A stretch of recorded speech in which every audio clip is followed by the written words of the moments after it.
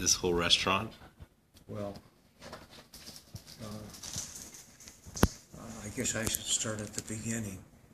My family settled here in the 20s, and we came for the grapes. There were thousands of acres of grapes here, and they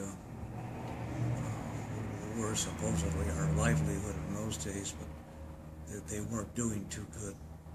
So my mother decided in the 1930s to open here, and it was an orange juice stand actually, because back in the 30s the cars didn't have air conditioners, and so they would come by late at night or early in the morning, so they would stop here to get their supplies when they were going back to their home villages, their hometowns.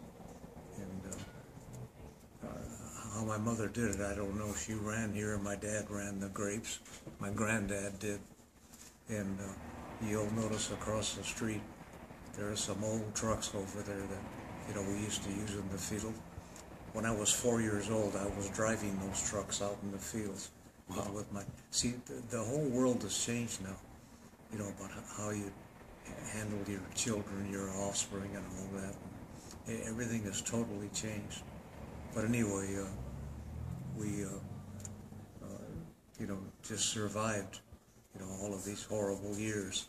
And back in those days, it was without government help. But what the government has done now is they've destroyed the middle class. Mm-hmm. Either you're extremely wealthy or extremely poor, or you rely on government. So there's a lot going on there. And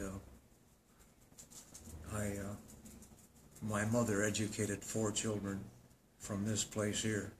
We all went to college. I went to SC, wow, USC, and became an attorney.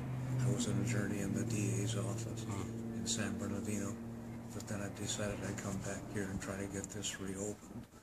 So at least do a service. And, I have people always in the parking lot taking pictures of the orange. And I invite them in and show them the place that I'll be open soon. So I don't know what else I could tell you. Do you have any questions? How long ago did you acquire the orange? Well, the Foothill Boulevard in this area, there were lots of orange stands. This wasn't the only orange stand.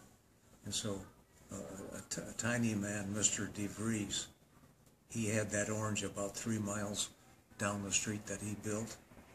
And I remember him. He was, just a tiny guy with boss overalls. So he would stop in and we'd talk, and he was going to, help us build an orange out here. But, he didn't survive. And his son became the Fontana police school chief, Bobby DeGreaves. I went to school with him. We went, and that's interesting too, because when I was growing up, there were no high schools in Fontana. We all went to Chaffee in Ontario, and we took the 13-mile run in, 13-mile back. So I figured, well, if I've got to just sit there, I'll drive a school bus. So I took the kids back and forth. We went to Chaffee, but things were so different now, and they're changing so much right now. There's going to be another major change, because the middle class, I believe, is what is the strength of this country. Mm-hmm. And the way the government is organizing it now with Obamacare and all of these things, mm-hmm. They're just destroying it.